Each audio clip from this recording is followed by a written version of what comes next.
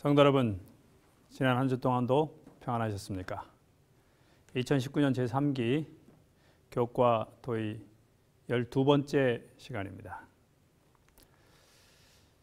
지난주에는 재림의 소망을 따라 사는 삶, 그 전주에는 우리가 복음을 따라 사는 삶 이렇게 했었는데, 재림의 소망을 따라 사는 삶, 재림 성도들이 어떻게 사는 것이 바람직한가?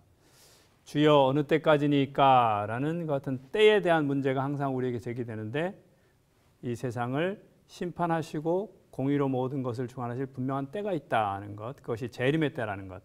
그래서 재림의 때는 우리에게 희망이고, 그 다음에 그 재림의 소망은 우리에게 부활의 소망이고 심판의 소망일 뿐만 아니라 개인적으로도 다시는 눈물과 고통이 없는 그와 같은 때이다 말씀을 나눴습니다.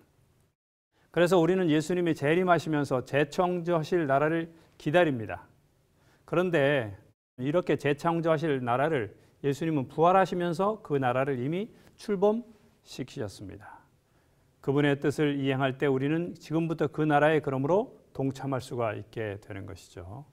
심판을 통해 이 세상을 재창조하실 만큼 이 세상에 대한 지극한 사랑을 나타내시는 하나님은 우리가 이 세상을 그런 소망의 마음을 가지고 대하기를 기대하십니다.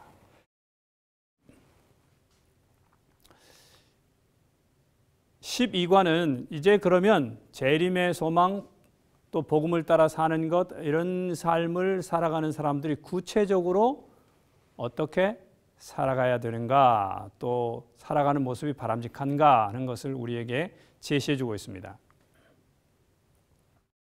12과는 이제 총 주제를 긍휼을 사랑하고 라는 제목을 정했습니다만 여러 가지 내용들을 좀 다루고 있죠. 정직한 자들에게는 흑암 중에 빛이 일어나나니 그는 자비롭고 긍휼이 많으며 의로운 이로다. 은혜를 베풀며 꾸어주는 자는 잘 되나니 그 일을 정의로 행하리로다.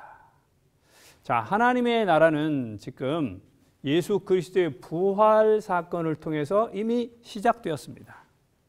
또 예수 그리스도의 재림을 통해서 하나님의 나라가 완성될 것입니다.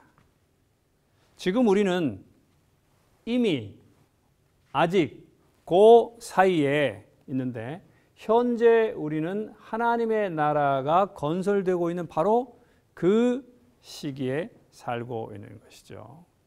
그래서 이미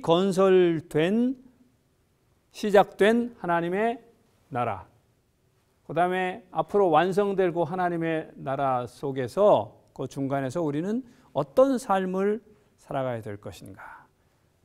하나님의 나라의 일원으로서 어떤 삶을 살아가다가 주님의 나라가 완성되는 그때 이 나라에 들어가는 것이 어색하지 않은 그 같은 삶을 살아야 될 것이고, 첫 번째. 두 번째는 이 우리뿐만 아니라 다른 사람들도 이 완성될 나라에 참여시키는 것이 우리가 해야 될 대단히 중요한 일이다. 마귀와 그의 천사들은 영적으로 어두운 가마력을 끼칠 것이기 때문에 불행은 여러 형태로 지적될 것입니다. 그러한 불행은 종종 빈곤, 폭력, 억압, 노예제도, 착취, 이기심, 탐욕의 형태로 가장 뚜렷하게 가시화된다. 비록 그 일이 매우 힘들지라도 이 같은 세상에서 우리의 공동체와 교회와 가족들은 이러한 불행과 맞설 필요가 있다라고서 이 저자는 우리에게 호소하고 있습니다. 그래서 이런 나라가 완성될 텐데, 현재 우리는 이 나라의 시민으로서 이 나라가 가지고 있는 가치를 이 땅에서 실현하면서 살아가야 될 텐데, 그 가치를 실현하는 것이 그렇게 쉽지만은 않고 사람들로부터 늘 박수 받는 일이 아니다. 그럼에도 불구하고 우리는 그것을 이렇게 실현해 가야 한다. 왜냐하면 그 나라가 반드시 올 것이기 때문에.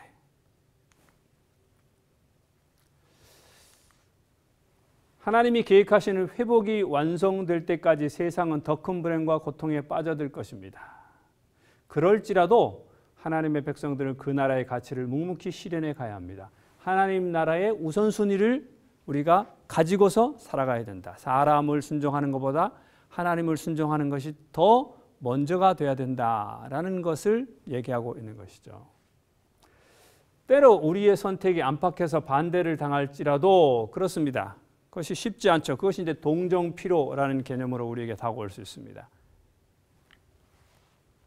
우리는 관대한 삶을 실천하고 이 세상의 평화와 정의, 특별히 가난하고 힘이 없는 자들을 위해서 담대하게 우리의 주장과 행동을 펼칠 수 있어야 합니다. 그래서 우리가 개인적으로는 관대함을 나타내고 또 평화를 가져다주는 그 같은 사람이 되어야 하면서 동시에 사회에는 여러 가지 형편으로 인해서 말을 못하는 사람들의 대변인으로서 그들에게 하나님의 거룩한 뜻을 세상에 나타내는 그 같은 삶을 살아야 한다 하는 것이 이번 주의 전체적인 흐름이라고 볼 수 있겠습니다. 하나님 나라의 우선순위이죠. 첫째 날은 우리는 마태복음 22장에 너무나 유명한 이 말씀이죠. 가이사의 것은 가이사에게, 하나님의 것은 하나님께 바치라. 이 말씀에 근거해서 기독교는 정치와 종교를 분리하는 그 원칙에 큰 의미에서 찬성을 하고 있고 대부분의 모든 이 민주국가들에서는 다 이것을 헌법 조항에 넣고 있습니다.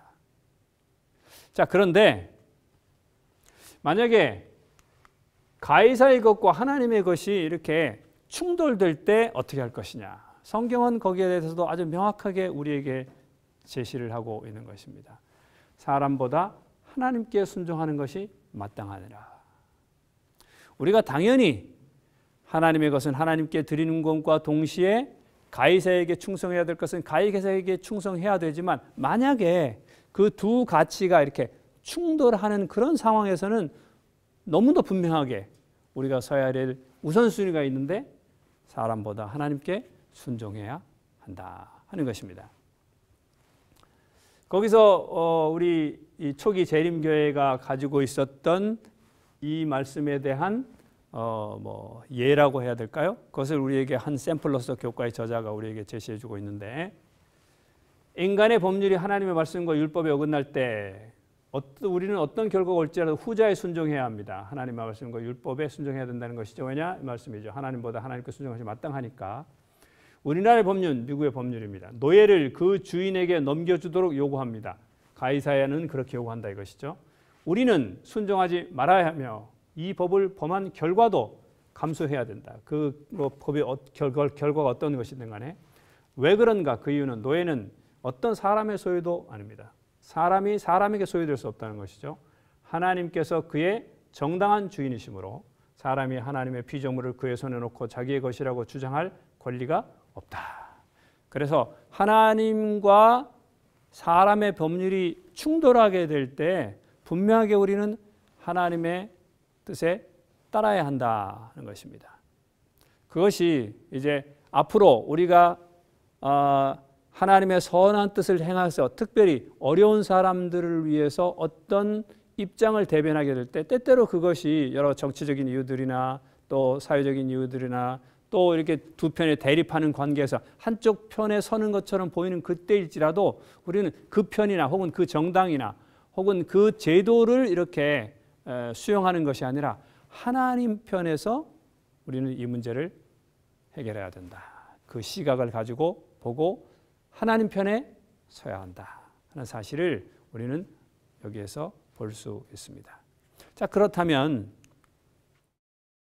오늘 우리 사회에서 행해지는 일 또는 제도에 대해 하나님께 먼저 순종해야 하는 것은 어떤 게 있습니까? 한번 좀 생각해 보시고 또 이렇게 토의를 한번 해보시면 좋겠습니다.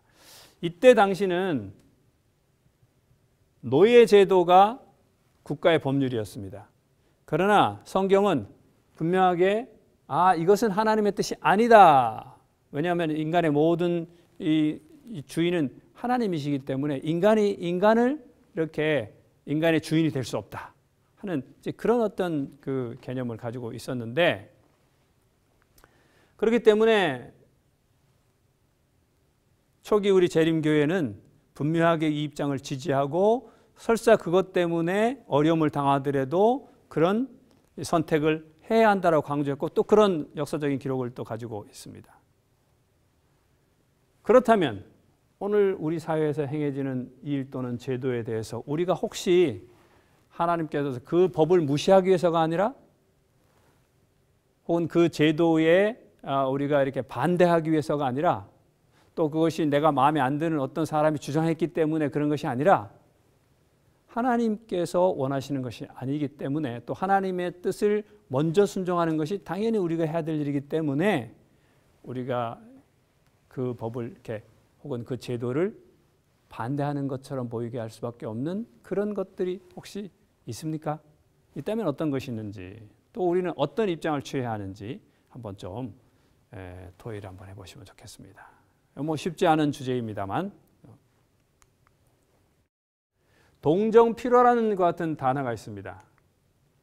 동정필요의 정의는 무엇이냐? 고통스러운 현실이 지속되면서 고통받는 자들에 대한 동정심이 점점 약화되는 것이죠. 어떤 사람이 이렇게 제일 처음에 노숙자를 보면 굉장히 불쌍히 여기다가 그래서 뭐 예를 들어서 돈 10,000원을 줍니다. 근데 좀 가니까 또 그런 사람이 있어요. 그럼 뭐 또 그렇게 줄 수 있습니다. 좀 가니까 또 그런 사람이 있어요. 그러면 이게 계속 또 그렇게 할 수는 없지 않을까. 그래서 뭐 한 5,000원 줍니다. 그다음 가니까 또 있습니다. 또 있습니다. 그러면 이제 점점 더 그 액수가 줄을 뿐만 아니라 이제 나중에 되면 이제 이것이 뭐예요? 굉장히 많아지면 이제는 뭐 더 이상 거기에도 동정심도 없고 이건 뭐 내가 할 수 있는 영역이 아니야. 라고서 포기하게 된다는 것이죠. 사회적인 어떤 어려움을 당했을 때도 사람들이 제일 처음엔 그것을 굉장히 많이 뭐 신문지장에서 그렇고 뭐 굉장히 많은 후원자가 있고 뭐 이렇게 해서 많은 그 도움을 주지만 좀 지나고 나서 시기가 지나고 좀 지나면 뭐 그냥 또 이렇게 흐지부지하고 없어지는 좀 더 심한 경우에는 그런 얘기들을 자꾸 하는 사람들을 또 이렇게 비판하는 이제 좀 그만해라. 뭐 지겹다. 하는 이제 뭐 그런 그 얘기까지 나오는 뭐 그런 현상들 이것을 동정 필요라고 이렇게 말한다고 합니다. 이 저자가 오늘 우리에게 얘기하고 있는 것이 몇 개 있는데 타인에게 효과적 도움이 되기 위해서 내가 준비해야 될 것이 무엇이냐. 첫 번째가 이제 동정 필요에 빠지지 않도록 우리가 항상 동정심을 유지하는 것입니다. 조금 전에 제가 말씀드렸던 것은 동정 필요에 빠지는 것은 뭐 대부분의 경우가 그렇습니다.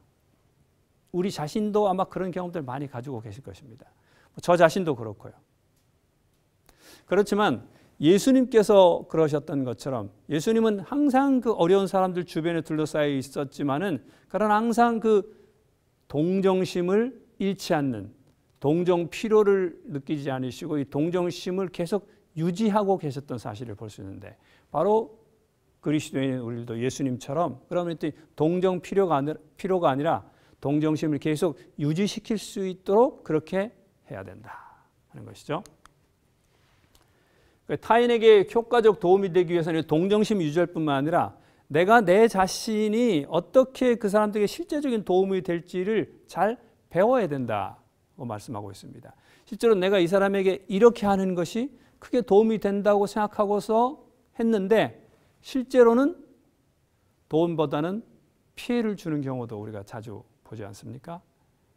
그래서 상대의 환경과 심정에 대해서 우리가 잘 이해할 수 있도록 우리 자신이 좀 교육을 받아야 합니다. 어떻게 이런 상황에서 도와줄 수 있는가에 대해서 아무 교육도 없이 하는 것은 바람직하지 않다. 세 번째로는 무엇보다 먼저 그들을 위해서 좀 기도해야 한다고 말씀했습니다.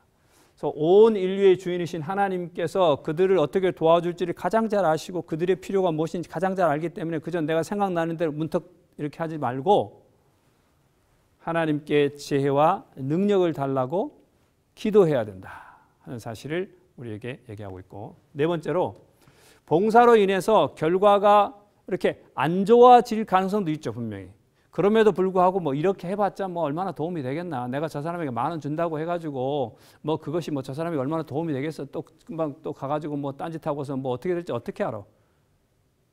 또 뭐 이 돈이 뭐 제대로 쓰여진다는 보장이 있어? 하고서 그것을 갖다 이렇게 주는 것을 주저해서는 되지 않는다. 혹은 우리가 어떤 봉사를 해도 아유 이거 뭐 내가 조금 뭐 어떤 사람 이렇게 뭐 지금 도와준다고 해가지고 이게 저 사람이 정말 다시금 이렇게 삶을 제대로 회복하는데 얼마나 도움이 되겠어라고 생각해서 그것마저 포기해서는 안 된다 하는 것이죠.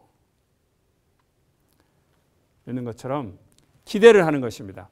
혹시 이것이 굉장히 적을지라도 그 사람이 이것을 통해서 조금이라도 힘을 얻고 또 좀 더 어떤 기회가 된다면 이것이 시발점이 되어서 그가 어떤 정말 완전히 자신의 삶을 바꿀 수 있는 하나의 좋은 기회가 될 수도 있겠다 하는 그 기대감, 이것을 가져야 한다 말하고 있습니다. 그래서 타인에게 진짜로 내가 효과적인 도움이 되기 위해서는 동정심을 유지하고 동정 피로가 쌓이지 않도록, 그 다음에 교육을 제대로 받고, 그 다음에 사람들을 위해서 정말 간절하게 하나님께 기도해서 제대로 된 방법과 능력을 달라고 하고, 그 다음에 항상 내 도움이 그에게 뭔가 조금이라도 혹은 또 어떤 결정적 계기가 될 수 있겠다 하는 어떤 기대감을 유지하는 것이 필요하다.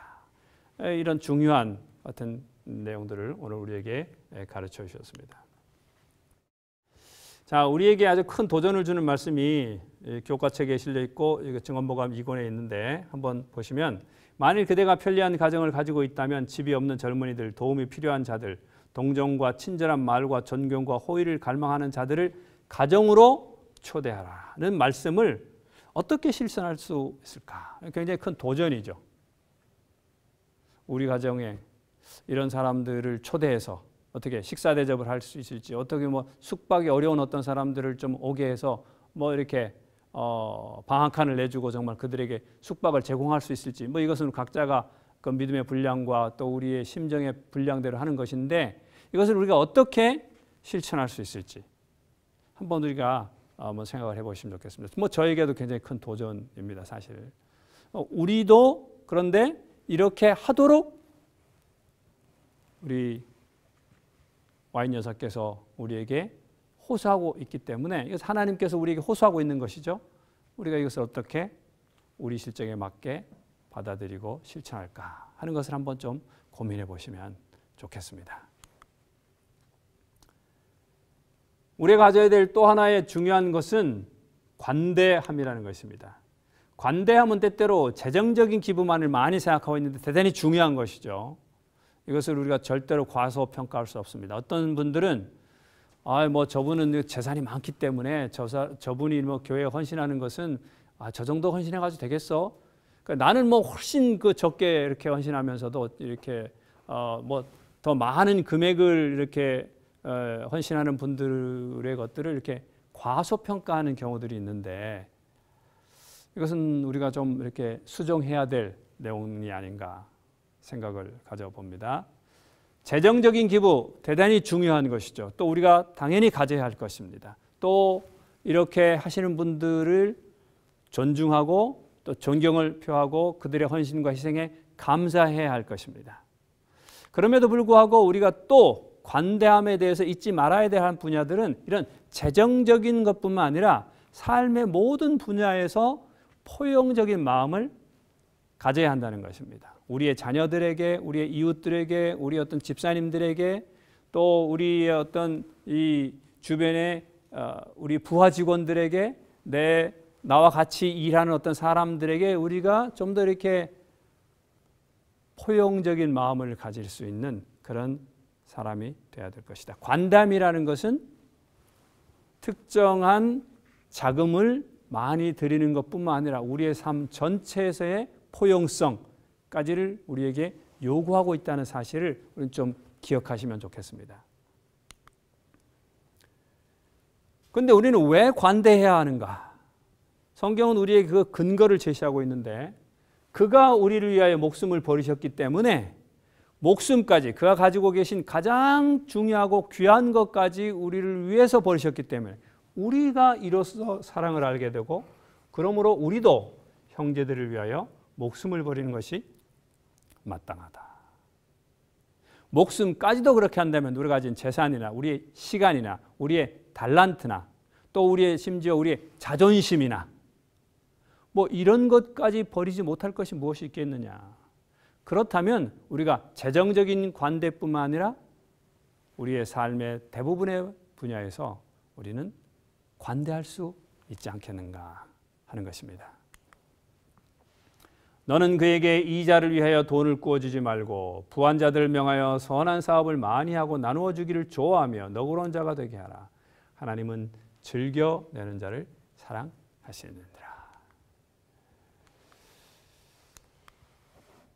재정적인 기부에 그러면 나는 어떤 부분에서 관대함을 좀 개발시켜야 할까? 물론 재정적인 기부도 우리가 좀 많이 해야 되겠습니다. 근데 뭐 내가 가진 범위 내에서 우리가 헌금하고 또 11조 드리고 또 기타 특별한 헌금도 하고 하면서 또 이웃에 대한 어떤 봉사를 위한 어떤 헌금도 하면서 우리가 재정적으로 아우 나는 뭐 충분하게 했어 라고 혹시 생각하신다면 혹시 그것 말고 내 관대함을 개발시켜야 될 부분들은 또 무엇이 있는지 한번 좀 생각해 보시고 또 서로 좀 나누시면 좋겠다 생각합니다. 분명히 많이 있겠습니다. 화평에 대한 내용입니다. 히브리어로 평화, 화평은 샬롬입니다. 그 다음에 헬라어로는 에이레네라고 주로 많이 쓰였는데 이것은 그냥 심적으로 평안한 그런 상태보다 훨씬 더 넓은 의미를 포함하고 있습니다. 이것은 거의 완전함이라는 표현이 조금 더 정확한 표현이라고 볼 수 있겠죠. 완전함, 하나됨, 조화, 번영, 건강함, 충만함, 이 모든 의미들이 포함된 것이 샬롬입니다. 마태복음 5장 9절은 말씀하시기를 예수님께서 화평하게 하는 자는 복이 있나니 그들이 하나님의 아들이라 일컬음을 받을 것입니다. 하나님의 아들은 화평하게 하는 사람인데 이렇게 화평하게 하는 사람들이 하나님의 아들이 될 것이다. 예수님께서 오늘 우리에게 또 말씀하십니다. 평안을 너에게 끼치노니, 끼치노니라는 말은 이렇게 남겨두고 간다. 예수님께서 이제 돌아가시고 승천하실 때가 이제 가까워 오셨는데 이 제자들에게 주시고 가시고 싶은 게 있었습니다. 그게 무엇이냐? 화평입니다. 에이레네, 샬롬. 내가 가진 이 평안을 너희에게 남겨두고 가려고 한다. 곧 나의 평안을 너에게 준다. 내가 주는 것은 세상이 주는 것과는 같지 아니하다. 세상의 소위 평화 또 세상의 개념에서의 화평은 어떤 것이냐? 심리적으로 또 정치와 무력에 의해서 이렇게 평화로움이 유지되는 것, 뭐 전쟁이 없는 것, 뭐 기아가 없는 것, 또 내 마음속에 개인적으로 뭐 고통이나 특별한 어려움 같은 것을 느끼는 그런 부담이 적은 것, 뭐 이런 것들을 우리는 평화 혹은 화평이라고 말합니다. 그런데 예수님께서 오늘 우리에게 주시고자 하는 것은 그것보다 더 크고 중요한 것인데 그것 무엇이냐? 하나님과 동료 인간과의 화해입니다. 첫 번째로는 하나님과의 관계에서의 화해.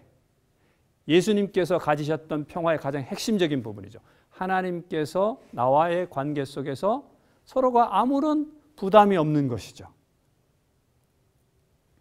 우리가 화평을 누리는 가장 첫 번째 것은 하나님과 나 사이에 부담이 없는 것입니다. 내가 하나님을 피해서 아담처럼 도망할 수밖에 없는 어떤 그런 것이 없을 때 다른 사람들이 뭐라고 하건 간에 혹은 어떤 상황 속에서 우리는 참된 평안을 마음속에 간직할 수 있습니다. 두 번째로는 인간관계 속에서의 화평입니다.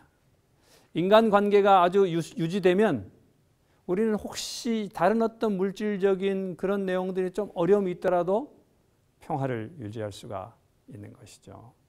그래서 심리적 혹은 정치와 무력에 의한 어떤 평화 이런 것뿐만 아니라 하나님께서 주시기를 원하시는 또 예수님께서 오늘 우리에게 이렇게 남기고 가시고자 했던 그 평화는 어떤 것이냐? 세상의 여러 가지 환경들은 변할지라도 그렇죠? 뭐 심리적인 평화라든지 정치와 무력에 대한 평화 이런 것들은 뭐 수시로 바뀌지 않습니까? 정권이 바뀌면 바뀔 수도 있고 또 나라가 바뀌면 바뀔 수도 있고 사회 제도가 바뀌면 바꿀 수도 있고 또 심리적인 평안도 마찬가지입니다. 우리가 가지고 있는 마음의 평화라는 게 내 상황이 조금만 바뀌면 금방금방 흔들리지 않습니까?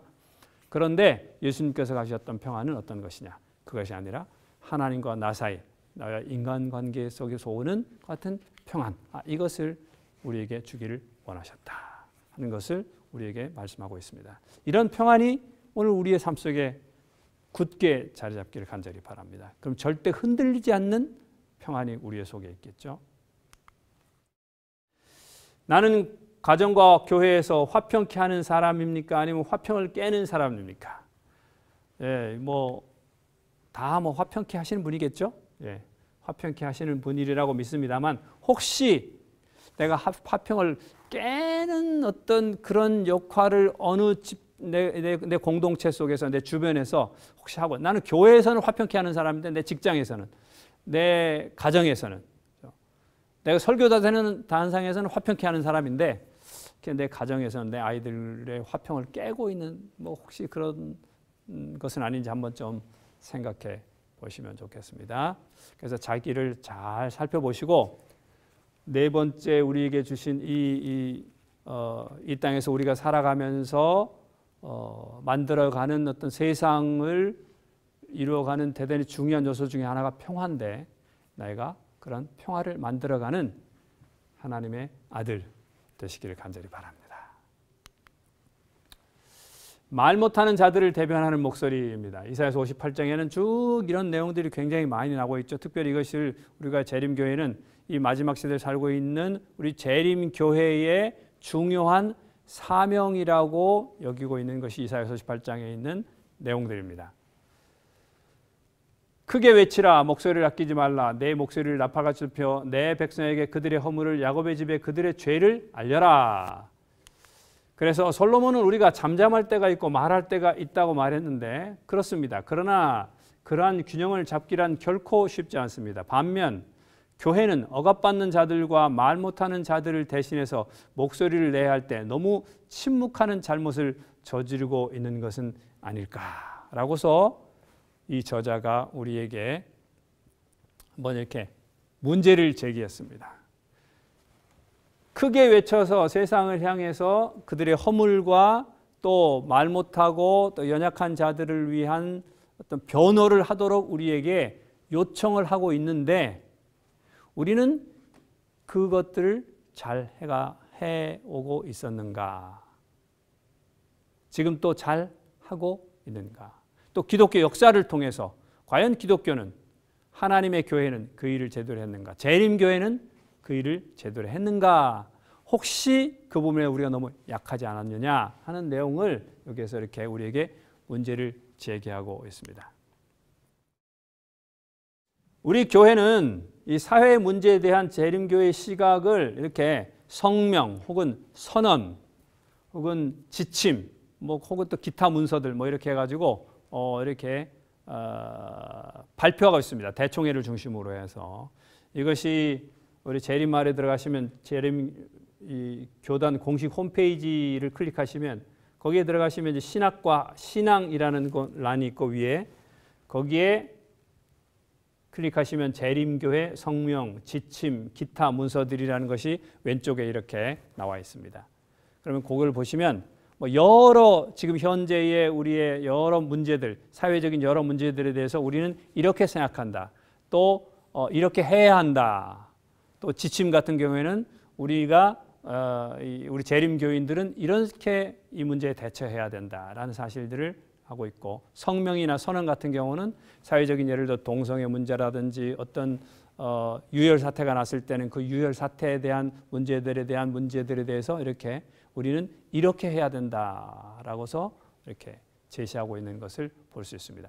그러면 이 재림교회가 도대체 어떤 입장인가, 또 국가와 사회적인 여러 이 상황 속에서 재림교회는 어떤 이렇게 입장을 취하고 있는가 하는 것을 좀 알고 싶으신 분들은 여기에 들어가셔서 그 내용들이 굉장히 많습니다. 이것을 한번 쭉 읽어보시면 우리 교회가 이런 문제들에 대해서 이런 입장을 가지고 있구나 하는 사실들을 이해하시는 데 도움이 될 것입니다.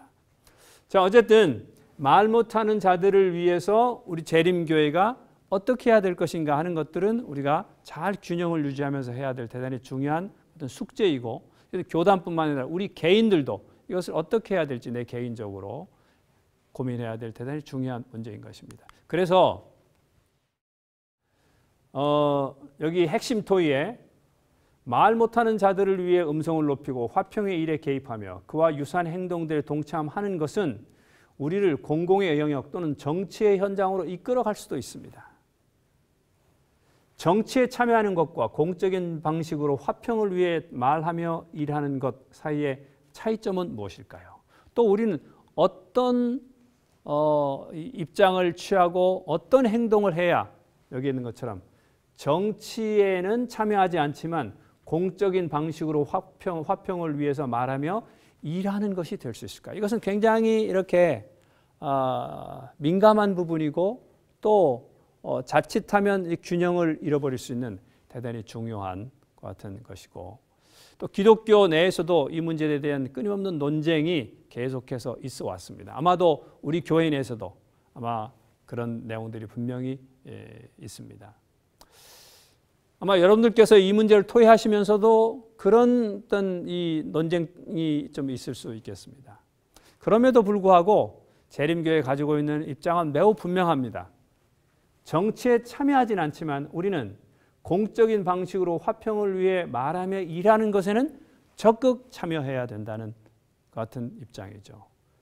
문제는 어떻게 해야 될 것이냐 하는 문제입니다. 때때로 이쪽으로 좀 치우치는 경우도 있고 때때로는 그렇게 무관심한 것처럼 보이는 이런 케이스도 있습니다. 이런 상황들에서 우리 모두가 다 앞으로 이런 문제들이 점점점 대두되고 우리가 이번 기 총 주제가 이렇게 어려운 사람들을 위해서 우리가 이렇게 하자라는 것인데 그런 쪽으로 많이 접근할수록 우리는 자칫 또 정치적인 이슈들에 참여할 수밖에 없는 상황이 되기 때문에 이 중간점에서 어떻게 이렇게 행보를 해나갈 것인가 하는 것들은 대단히 중요하고 민감한 문제입니다. 의논을 좀 해주시면 좋겠습니다. 하늘과 땅을 살펴보라. 우리가 드러낼 수 있는 가장 좋은 진리는 우리의 동정과 도움을 필요로 하는 사람들에 대한 자비의 행동을 통해 나타난다. 이것이 곧 예수님의 진리입니다. 예수님은 분명히 이렇게 하셨어요. 자, 예수님의 제자가 된다는 것은 우리의 삶에 여러모로 큰 변화를 가져옵니다. 거기에는 가난하고 억눌린 자들에 대한 하나님의 적극적인 관심에 참여하는 열 의도 있어야 합니다. 결코 쉽거나 인기가 있는 일이 아니지만 이러한 관심은 우리의 우선순위와 동기를 바꿀 것입니다. 하나님께서 우리 모두에게 지혜를 주셔서 이 문제들을 잘 해결해 하나님의 거룩한 뜻에 동참하면서도 그러면서도 세상의 여러 이 정치적인 문제들에 우리가 휩싸이지 않도록 잘 감당해 나가는 우리 교회가 또 우리 개인이 되기를 진심으로 간절히 바랍니다. 다음 주는 이제 마지막 과인데요. 섬기는 자들의 공동체라는 주제로 같이 말씀을 나누도록 하겠습니다. 이번 일주일도 하나님의 선한 뜻 안에서 승리하시고 건강한 모습으로 또 다음 주에 뵙게 되기를 기도합니다. 감사합니다.